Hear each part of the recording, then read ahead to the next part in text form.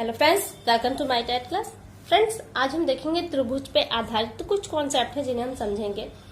पीछे मैंने कई सारे क्वेश्चन डाले थे त्रिभुज के, तो वहां पे एक कमेंट्स था, एक क्या कई सारे कमेंट्स थे कि मैम यहाँ पे जो जोड़ने और घटाने का प्रोसेस है वो कैसा है, एक बार इसको थोड़ा सा और अच्छे से समझा दीजिए। तो मैं यहाँ पे ये आप देख रहे हैं प्रश्नों के माध्यम से एक अभ्यास पुस्तिका है जहां से मैं इस तरह के क्वेश्चन को उठाकर लाई हूँ आपके लिए।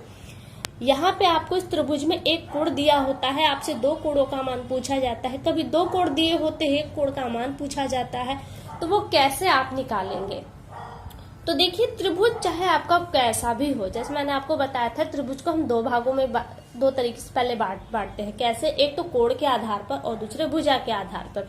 अब इसके अंतर्गत देखें तो इसके भी तीन तीन भाग आपको मिल जाते हैं, जैसे कि पिछली वीडियो में आपको बता चुकी हूँ। डिस्क्रिप्शन में उसका लिंक भी मिल जाएगा, आप उसे भी जरूर देखिएगा, क्योंकि त्रिभुज को समझने के लिए वो चीजें जानना बेहद जरूरी है।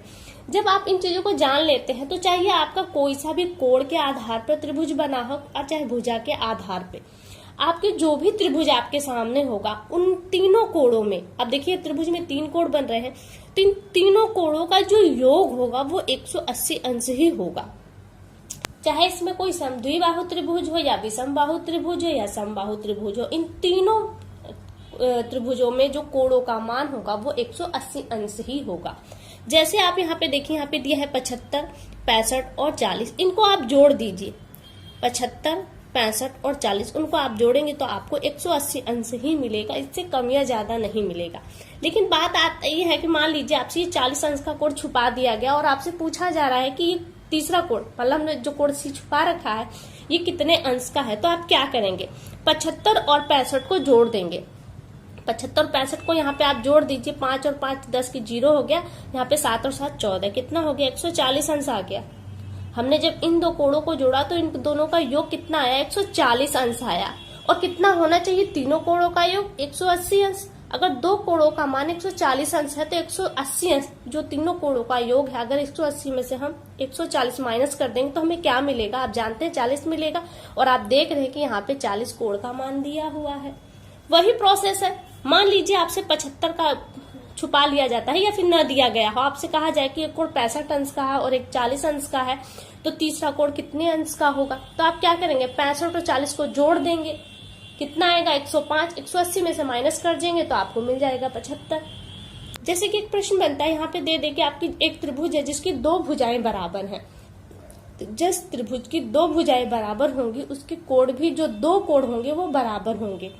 और ऐसे में मान लीजिए हमने एक ये ले लिया, सिर्फ समझने के लिए आप समझिएगा कि इसमें मान लीजिए ये कह रहा है कि ये भुजा और ये भुजा बराबर है, ये भुजा और ये भुजा क्या है, बराबर है।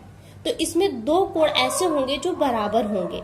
इस भुजा के सामने कौन सा कोण है, ये वाला कोण है। और इस भुजा के सामने अगर हम देखें तो कौन सा कोण आएगा, ये वाला कोण आएगा। ये दोनों कोण क्या होंगे, बराबर होंगे। और ऐसे में आपसे ये कह दे कि ये कोण 70 अंश का है, तो जाहिर सी बात है ये कोण भी 70 अंश का ही होगा, ये कम या ज्यादा नहीं होगा। यानी कि समद्विबाहु त्रिभुज होता है तो इसमें दो भुजाएं बराबर होंगी तो उसके दो कोण भी बराबर होंगे। और ऐसे में आपसे एक कोण देकर दोनों कोणों का मान पूछ सकता है। तो आप क्या करेंगे, जो बराबर होंगी, एक कोण बराबर है तो उसके सामने की जो कोण होगा, अब इसके सामने का कोण भी बराबर ही होगा। और ऐसे में आप दोनों कोणों का योग करके 180 में से माइनस कर देंगे तो आपको तीसरे कोण का मान निकल जाएगा। बस यही प्रक्रिया है, जोड़ना है केवल और घटाना है। ये प्रक्रिया अपना के आप इस तरह के जो त्रिभुज संबंधी कोण निकालने हैं वो आप इजीली निकाल लेंगे। अब देखिए यहाँ पे एक और आता है आपका, ये है समांतर रेखा पर आधारित। अगर आप त्रिभुज को पूरी तरह से समझ चुके हैं तो एक तिर्यक रेखा पर आधारित प्रश्न होता है, आप इसे समझ जाएंगे तो इसी के समानांतर, इसी चाहे इस रेखा के समानांतर कह लीजिए या इस रेखा के समानांतर एक और लाइन खींच के आपको ये कॉन्सेप्ट दे दिया जाता है। आप इसे समझ चुके हैं तो ये आपके लिए भी इजी है, इसमें भी कोई कुछ भी दिक्कत वाली बात नहीं है। चलिए आइए एक और चीज हम देख लेते हैं, प्रश्नों को इसी तरह से एक और प्रश्न को समझते हैं हम।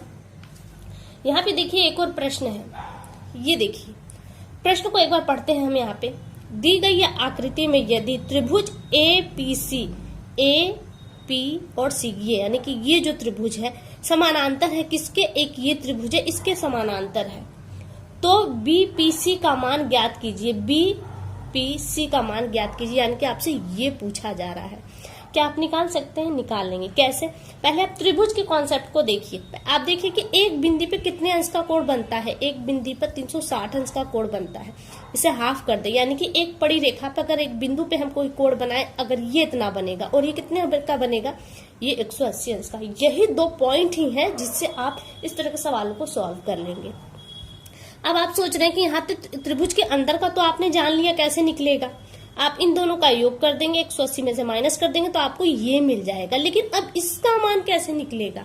तो ये ध्यान दीजिए कि जब आप इसका मान निकाल लेते, हम निकाल भी लेते हैं यहाँ पे 30 और 30 35 है, यहाँ पे 60 65 कितने का है? ये आपके दोनों कोण कितने के हो गए? 165 का, सॉरी 65 का, 100 नहीं सिर्फ 65 का।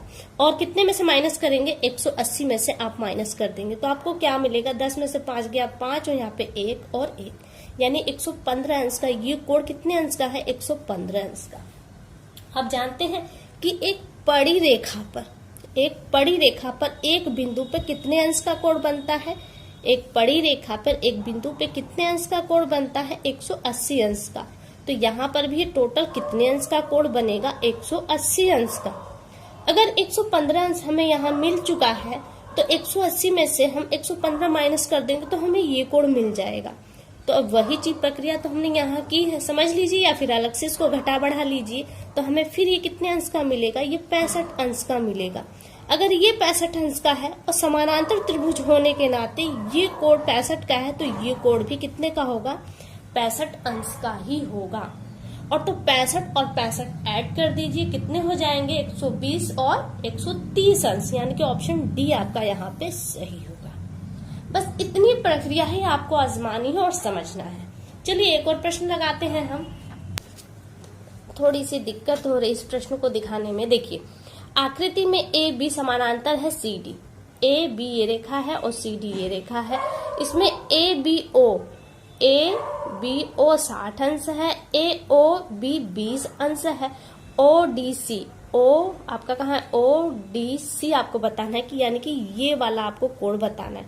देखिए त्रिभुज यहाँ पर भी एक त्रिभुज आपको साफ साफ यहाँ पे दिखाई दे रहा है, एक त्रिभुज यहाँ पे, और इसमें ये जो रेखाएं हैं ये समानांतर रेखाएं हैं।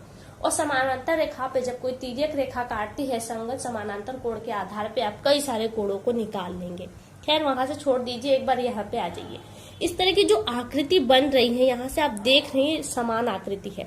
अगर एक पल के लिए ध्यान दीजिए, अगर यहाँ पे इसे पिनअप कर दे, इस तरह से इसको हम पिनअप कर दे और यहाँ से इस आकृति को घुमाने लायक होकर हम घुमा दे तो ये जो आकृति है पूरी तरह से इस पे सेट बैठ जाएगी।